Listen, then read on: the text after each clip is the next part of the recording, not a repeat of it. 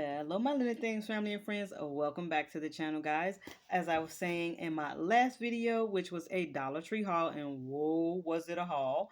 I kind of want to finish, Viola's book. So I want to continue to read, although I've been busy, I wanted to bring you guys the next chapter. So I am recording back to back. So if you would like to get comfortable like we usually do, go ahead and light your candle. If you're going to light a candle, let me know what you lit, guys. I am in the back of the house, so I did not light a candle right now, but we're gonna read anyway. But if you did light one, let me know what you lit. Give me some inspiration, y'all. So where we left off on chapter 10. So today we're going to be picking up on chapter 11. So go ahead, like I said, get comfortable, get yourself something to drink, maybe something. Well, right now I kind of want something warm because y'all, it is. I don't know what's going on with the weather. It's like rainy. They're talking about snow coming back. It's like really windy, which makes you feel even colder. So I kind of want something warm, like maybe a cup of tea or something. So go ahead and enjoy something while you sit and listen to the story. You don't have to sit and watch if you don't want. You can have me playing in the background, kind of like a audio book, right?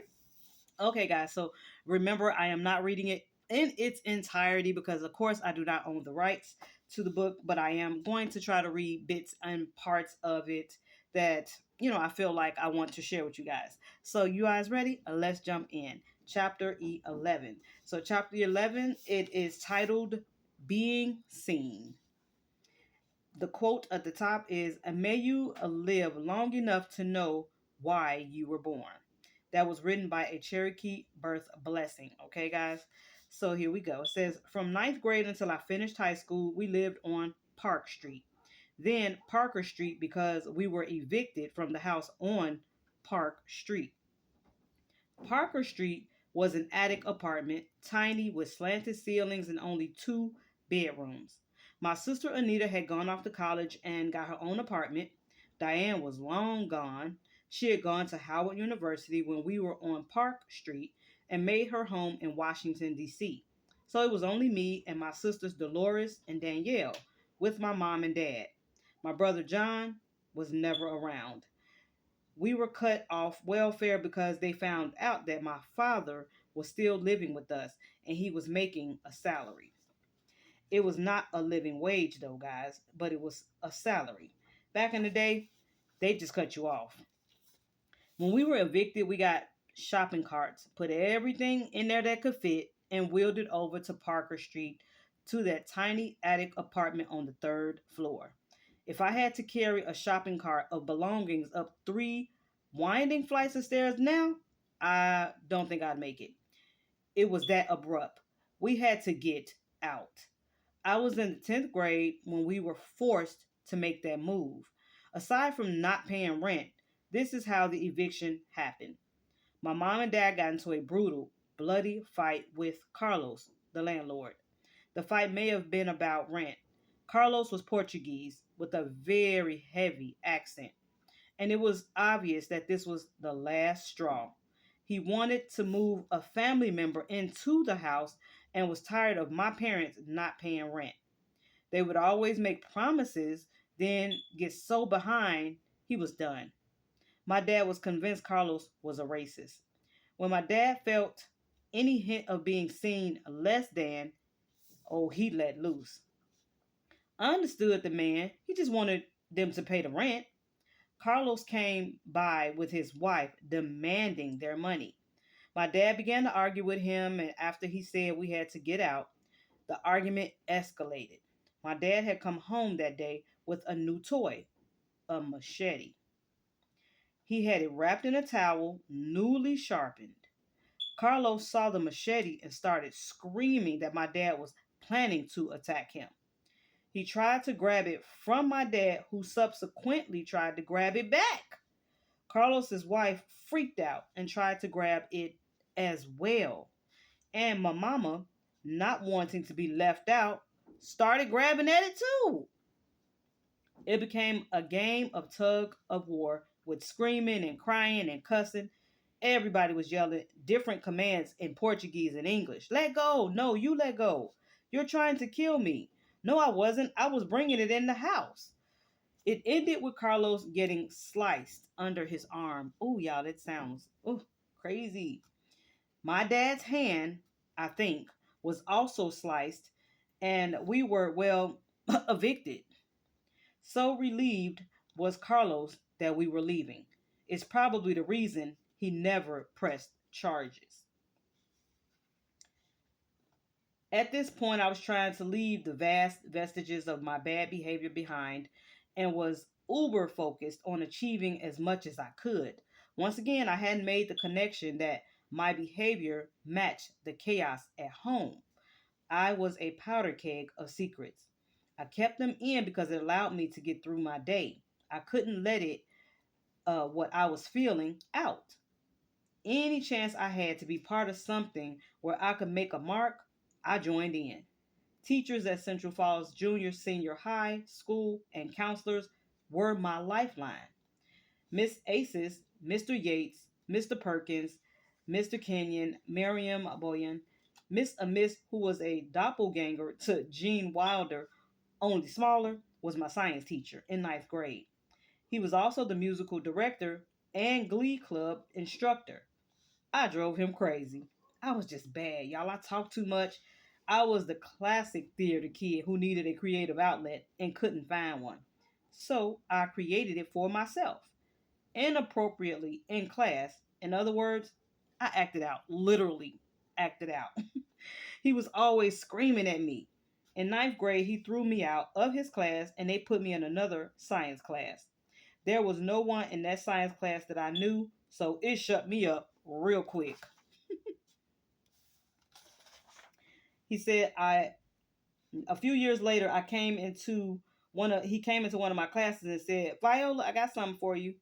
"What is it?" I said. He said, "I went to a dentist appointment today and I was in the waiting room and I saw this pamphlet. And it was a pamphlet for arts recognition and talent search, a national competition in Miami, Florida, in 5 disciplines: drama, visual, arts, dance, music, and writing. Each had its own format. 30 kids in each category were to be chosen for an all expense paid trip to Miami. It was only for kids entering their senior year of high school. You can enter in drama," he said. "What do you get?" I asked. He looked through the pamphlet. "Scholarship money," he said, "I think." "I can't do that." "A national competition?" The pamphlet was thick and contained a laundry list full of things you had to do simply just to apply. As he stood there, I read it out loud, believing with every word that I uttered the utter absurdity of it. I had to put together a tape of a classical monologue and a contemporary monologue. I had to fill out a huge application form with an essay. And then, of course, there was an application fee. "I can't do that," I repeated. "Well, just think about it," he says. "When I look at it, I thought about you. I thought about you, Viola. The throwing me out of class was all because he saw me. He saw what was in me." I kept staring at that pamphlet. Eventually, I shared the pamphlet and its impossible opportunity with my upward bound counselor, Mr. Jeff. You could call upward bound counselors by their first name. You could call Jeff in the middle of the day and say, "Hey, Jeff, I'm having an anxiety attack and I'm in the middle of science class. Can you help me out?" And he would be there. He always was there. He was the first person who took me and my sister Dolores to a political party gathering so that we understood what political campaigning was all about. He was the first person to take us to Rhode Island Black Heritage Society so we could learn about abolitionists, ex slaves who could read and write and were instrumental in freeing others from bondage. As white as he was, Jeff taught us a lot about Black history. He heard me and my sister talking one day in his car and picked up on our ignorance about our own history. That was it. That was all the impetus he needed to spring into action. He would pick us up in the middle of the week, take us to get some food, talk to us to see how we were doing. "What's going on?" he asked last week. "Well, my science teacher and I told him the story ending with, 'But I can't do it.'" He was silent. I could see him suppressing anger. He said, "Let me see the pamphlet." He He looked through it and then asked, "Why can't you do it?" Because, Jeff, I don't have a VHS tape. How much are VHS tapes? I don't know, but they probably, I'll get you the VHS tape. I got silent. Yeah, thanks, but I don't have the $15 application fee.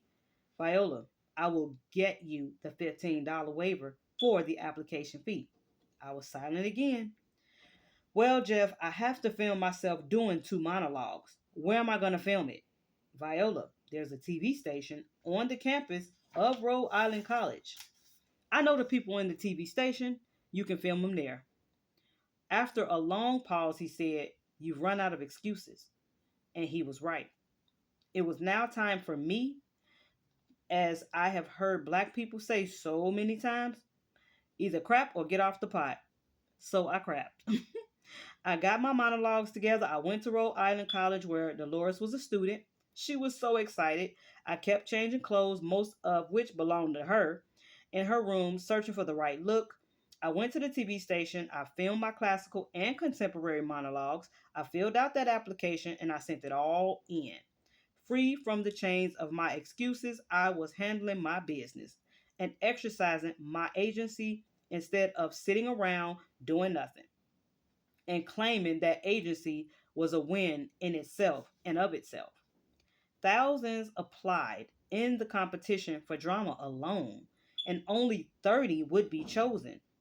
I didn't believe I even had a chance, but I was proud that I did it, that I did the hard, arduous work of applying. I remember walking home from school one day with my friend Kim Hall, as we had done on countless occasions. On this particular day, as we were getting close to my home, I looked up ahead in the distance and all of a sudden I saw my mama running toward us. Not casually jogging, but sprinting top speed, like her life depended on it. Now, you have to understand, my mama is a real country. As she was Olympic sprinting in our direction, I noticed that she did so wearing my brother's shoes. I don't know why she had on my brother's shoes. Probably because she couldn't find hers.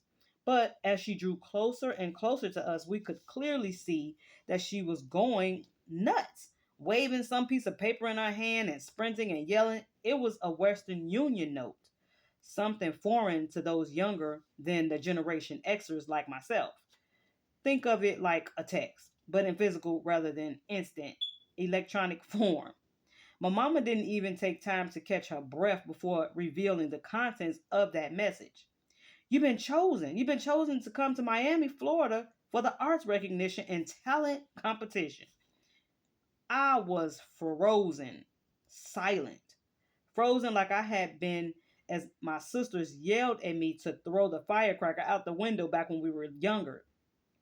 Frozen like when my entire family begged me to jump down from what we thought was our burning apartment.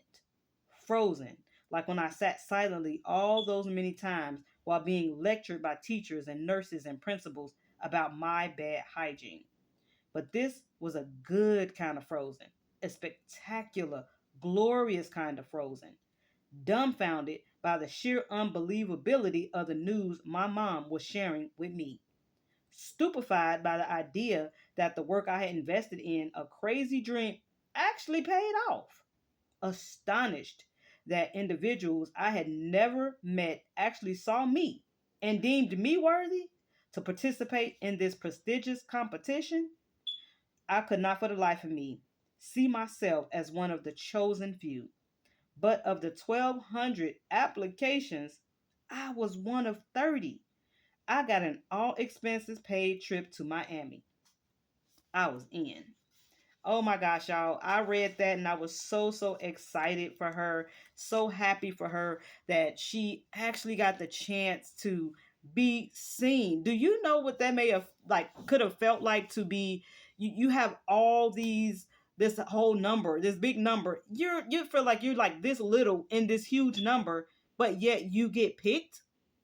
It's because, as you've known, if you've seen any of her work, she has it. When you have it, when it's yours, when that talent is yours, it is already inside of you. It was already in her. So this is so great to read like one of her you know, a moment of this special moment of like one of those first times, probably not the first time in her life as being seen, but she definitely felt like this was an amazing feat that she was able to do and undertake, and had no idea that she would be picked. I was so excited to read that.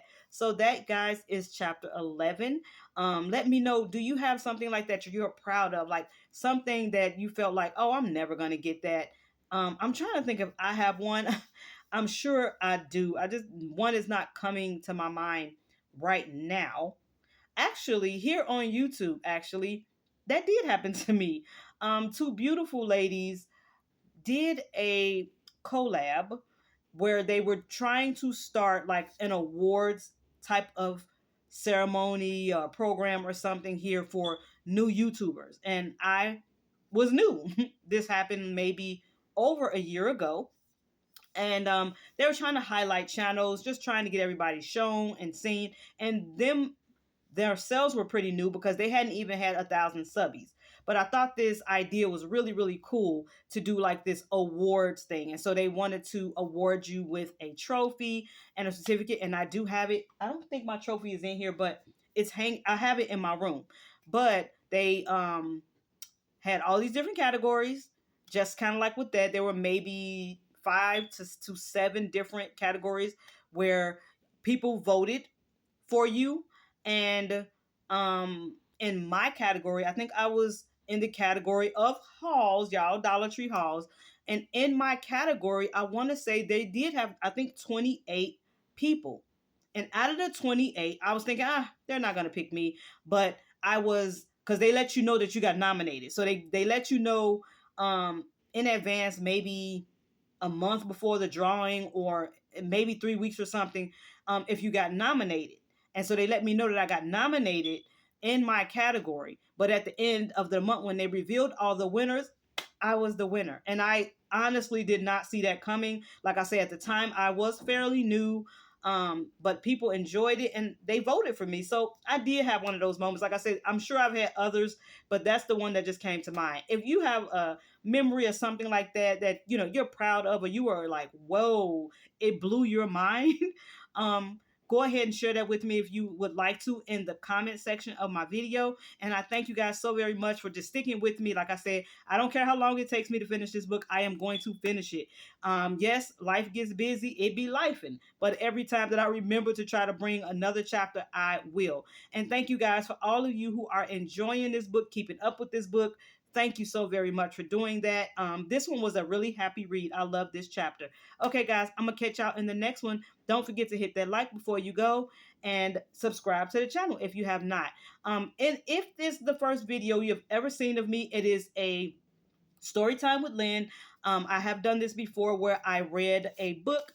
This one is Viola Davis. I have done this before where I read Cicely Tyson's story. I like sharing things like that sometimes here. This is why my channel is called Lynn and Things, because I do other things here on my channel. But if you are new, I am usually doing things dedicated to Dollar Tree, whether it be a haul, a walkthrough, or a review. That's probably what you would better know my channel for, is all things Dollar Tree.